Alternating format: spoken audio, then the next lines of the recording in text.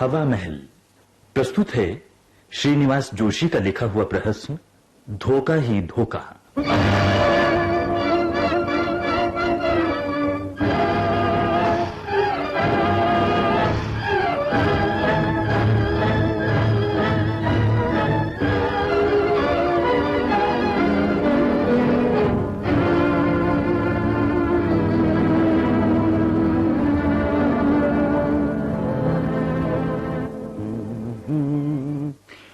झिझक नहीं है आज, न कोई आना कानी है, तुम करना विश्वास, बात ये बहुत पुरानी है। दिन था सुंदर शांत, धूप कुछ ऐसी। ओफो, सपना तोड़ दिया, मूड बिगाड़ दिया। बहुत तंग करते हैं ये लोग। अरे भाई, दरवाजा खुला है, अंदर तशरीफ ले आइए। कौन साहब हैं? आप तो साहब नहीं। मेम साहब हूँ। मुझे जोगेश्वरी कहते हैं। आइए आइए, बैठिए। मिस्टर भुलेश्वर आप ही हैं? जी हाँ, कहिए, मैं आपकी क्या सेवा कर सकता हूँ? मैंने आपका इश्तिहार पढ़ा मकान के बारे में। ओह, आप मकान किराए पर लेने आई हैं। मैं समझा मेरी जो नई कविता की पुस्तक निकली है उसके बारे में आप। तो आप कवि भी हैं? आपने मेरी कोई रचना नहीं पढ़ी? जी, मेरी पढ़ाई शुरू से अंग्रेजी में हुई। और क्या कहा जाए। चलिए चलिए, इस बहाने आपसे परिचय हो गया। मैं ऐसे ही किसी परिचित को मकान किराए पर देना चाहता था। जी जी, मेरा मतलब ये कि ये बंगला 2 बराबर हिस्सों में बटा हुआ है। इस हिस्से में मैं रहता हूँ, हाँ आप देख रही हैं, और उधर का हिस्सा किराए पर उठाना है। मगर किराया? किराए की बात मेरे लिए इतना महत्व नहीं रखती। तो फिर बात तय हो गई। मगर मेरी एक शर्त है। जी, मकान मिलता है तो वो शर्त मैं बगैर सुने मंजूर करती हूँ। ऐसा ना कीजिएगा, शादी और मकान के सौदे बराबर नहीं हुआ करते, इसलिए उन्हें बहुत निरख परख कर करना चाहिए ताकि बाद में पछताना न पड़े। तो शर्त सुनाइएगा। सुनिए, कुछ दिनों पहले मैंने जब ये मकान किराए पर लिया, उस वक्त ये अच्छा खासा था, किराया भी ज्यादा नहीं था, मगर एक बात पर आकर मामला टूटने लगा। किस बात पर? जी, मैं शादीशुदा नहीं था और मकान मालिक कुंवारे को जगह देना नहीं चाहते थे। तब क्या हुआ? मैंने जब देखा कि आसमान से गिरी और खजूर पे अटकी, तो फौरन ये कह दिया कि मेरी शादी हो चुकी है। और मकान मिल गया। आप देख रही हैं। मगर आपकी शर्त? उसी पर आ रहा हूँ। मकान जब मिल गया तो मकान मालिक की तसल्ली के लिए एक भली महिला को किराएदार रखने की बात सोची।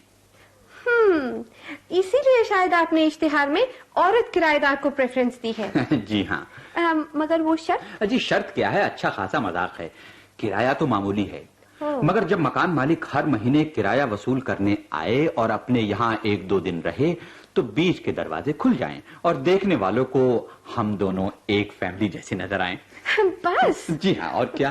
और कभी मौका आ जाए तो चाय पिला दी, कभी नाश्ता पानी करवा दी, बस। अच्छी बात है। मतलब ये कि मकान मालिक को किसी तरह का शुभ ना हो, बस उतने समय के लिए कुछ अधिक हेलमेल, कुछ अधिक एक रूपता। मुझे मंजूर है। कोई शिकायत तो नहीं? अभी सोच लीजिएगा। अजी, सोच लिया। बस तो फिर ठीक है, अब आप जब भी चाहें रहने आ सकती हैं। बस आज शाम को ही चली आऊंगी, सारा सामान लेकर। अच्छा, एक सवाल और पूछूं? थोड़ा नाजुक है। आप अकेली हैं ना? I mean single? मैं ना? जी हाँ। सिंगल ही हूँ, आप तो देख रहे हैं। बहुत अच्छे। अब मकान मालिक के देवता भी ये रहस्य न जान पाएंगे।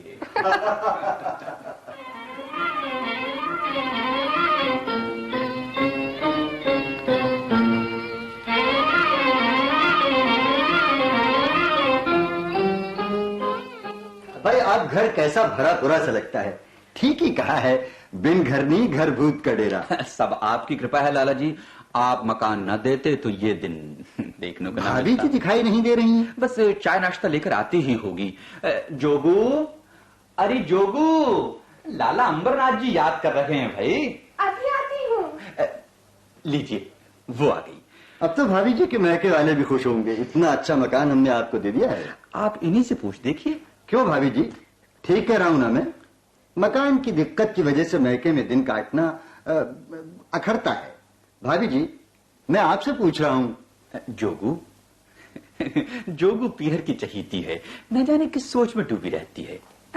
जोगू, मुझसे कुछ कहा आपने? जी, पर भुलेश्वर जी, ये तो बुरी बात है। कहीं हिस्टेरिया या मूड की बीमारी तो नहीं? आपने किसी अच्छे डॉक्टर को दिखाई? अजी, बहुत पैसा बिगाड़ चुका अंबरनाथ जी। सब डॉक्टर यही कहते हैं कि रोग तो पुश्तैनी है। अजी, नहीं, ऐसी कोई बात नहीं जी।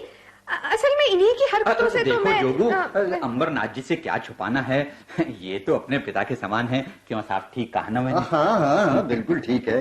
सब मानने पर निर्भर करता है। जोगू, किराए के रुपए? ये लीजिए रुपए। अरे, आपने तो कुछ खाया पिया नहीं? नहीं, खाने पीने फिर कभी आ जाऊंगा। आज कोर्ट में तारीख है, अब मैं चलूं, नहीं तो देर हो जाएगी। अच्छा, जय गोपाल। जय गोपाल। जय गोपाल।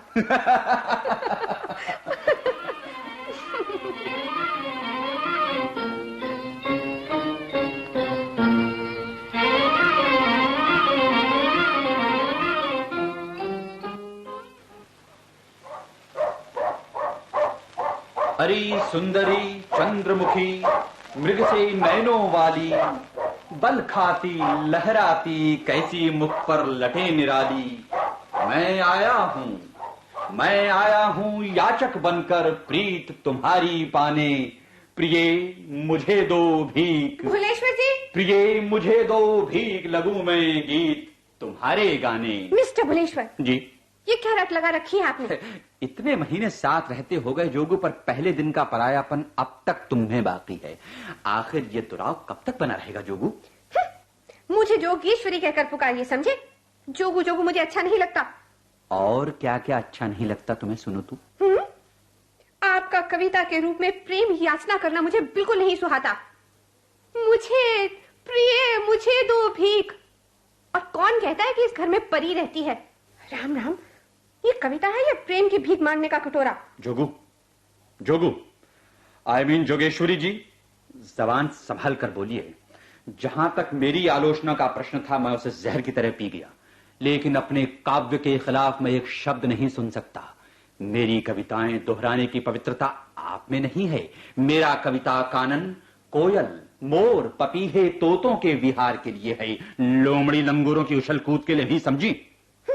ऐसे दो कौड़ी के गीत गाना क्या कुछ शोभा देता है, खास करके सब स्त्रियों के पड़ोस में रहते हुए। प्रभु तुम्हारा अज्ञान जल्दी दूर करे, ताकि तुम्हारे हृदय की आंखें खुल जाएं और तुम देख सको कि ऊपर से हल्की और छिछली लगने वाली मेरी कविता में चिरंतन, पुनीत, पावन प्रेम और सारे संसार की विरह व्याकुल भावना के प्रति मिलन कल्याण की कामना है।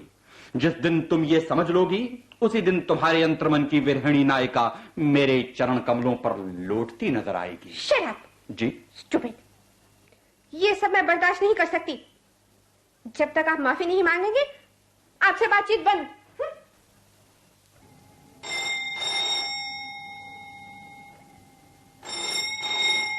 कौन है भाई?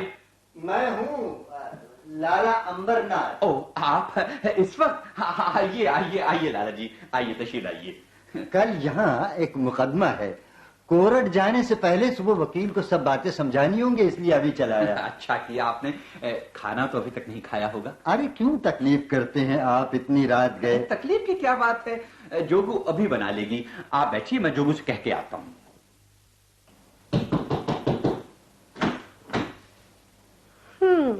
मैं जानती थी आपको जरूर अफसोस होगा। जी, मुझे नहीं, मेरी बात सुनकर आपको जरूर अफसोस होगा। जी? जी हाँ, आप फौरन मकान खाली कर दीजिए। अरे, ये आप क्या कह रहे हैं? ठीक कह रहा हूँ। ऐसी क्या मुसीबत आ गई है? मुसीबत आई और मकान मालिक के भेस में आई। ओह, लाला अमरनाथ जी आए हैं? जी हाँ। तो मैं बीच के दरवाजे खोल देती हूँ। इससे मुसीबत टलेगी नहीं। तो उनके लिए खाना बना कर लाती हूँ। इससे भी कोई फायदा ना होगा। मैं उनके सामने ऐसा बर्ताव रखूंगी कि उनका शक दूर हो जाएगा। देखिए जोगेश्वरी जी, इस तरह किसी को बार बार धोखा देना ठीक नहीं। बार बार कहाँ, महीने में सिर्फ एक बार, साल में सिर्फ 12 बार। तब भी क्या हुआ, धोखा आखिर धोखा है। तब फिर क्या किया जाए, आप भी तो कुछ समझाइए। मामला बहुत टेढ़ा है। इस तरह से सोचने पर मैं इस नतीजे पर पहुंचा हूं कि आज अगर आपकी जगह मेरी पत्नी होती तो इस तरह झूठ बोलने की नौबत नहीं आती। पर अब जब वो नहीं है तो ऐसी हालत में क्या हो सकता है? हो सकता है उसकी जगह लेना अगर आप मंजूर कर लें और मकान मालिक से साफ साफ कह दें। ये नहीं हो सकता। क्यों नहीं हो सकता? इसलिए कि मैं शादीशुदा हूं। हैं? क्या कहा? आपने मुझे धोखा दिया। आपने मालिक मकान डाला, अम्मा नाची को धोखा दिया। मैं आपसे इसका बदला लूंगा। मैं उनके सामने आपकी पोल खोल दूंगी। मैं आपको अपने घर में नहीं घुसने दूंगा। मैं बाहर से ही चिल्लाकर कहूंगी। ये नहीं होगा।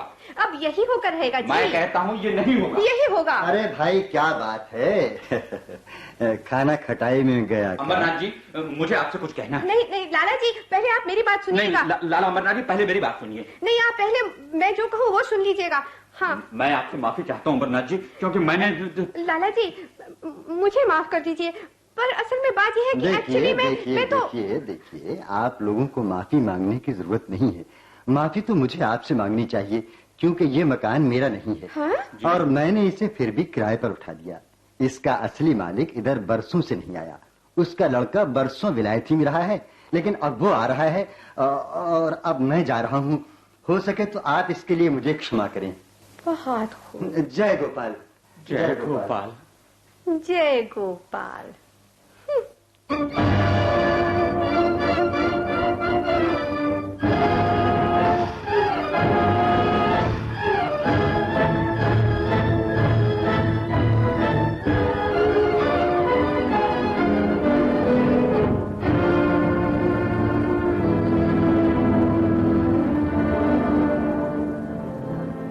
अभी आप श्रीनिवास जोशी का लिखा हुआ प्रहसन धोखा ही धोखा सुन रहे थे।